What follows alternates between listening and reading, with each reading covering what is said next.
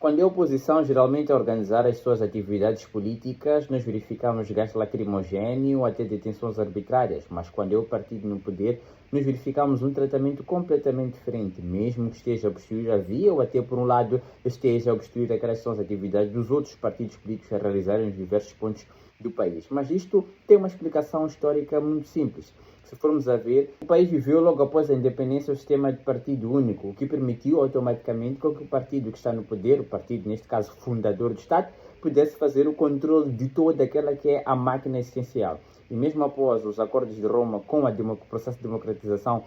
de Moçambique, nós verificamos estas lacunas essenciais porque não foram obedecidos alguns critérios essenciais para que este processo de democratização obedecesse aquilo que é a vontade do povo e mesmo a consolidação democrática ao longo do tempo. Resultado este, nós ainda temos um partido que acaba tendo grande influência, à semelhança do que acontecia quando da instauração de um Estado de partido único, neste caso em concreto, em que além do território ainda existe o controle sobre as forças policiais, existe o controle sobre as instituições do Estado e também numa dimensão econômica, se formos a reparar, o Estado continua ainda como o maior empregador essencial. Por que o Estado continua como o maior empregador a nível estatal ou a nível nacional? A explicação é muito simples. Se o Estado detém o maior número de empregadores e com o partido que está no poder, historicamente, a controlar toda essa classe empregadora, o raio de influência, intimidação e etc. vai continuar alto, porque quem não conseguir cumprir alguma ordem, essa pessoa poderá ser transferida para uma região recôndita. Quem não conseguir, neste caso em concreto, ou quem tentar, por sua vez,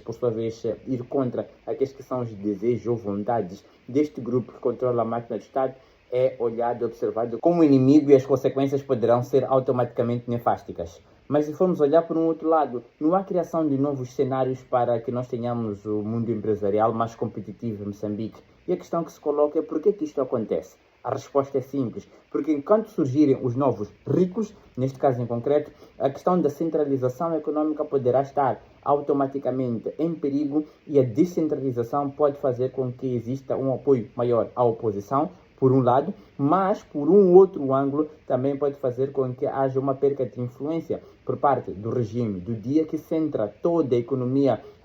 política, neste caso em concreto, toda a economia do Estado nas suas mãos. Se formos a reparar, até a questão da influência mediática poderá ser perdida, porque os novos ricos poderão ter a capacidade, por um lado, para poder criar novos cenários de mídia e poder automaticamente difundir aquela que é a verdade democrática para a consolidação deste processo. Portanto, é um processo que ainda temos que vai exigir tempo, mas também transformação a nível institucional para que alcancemos aquela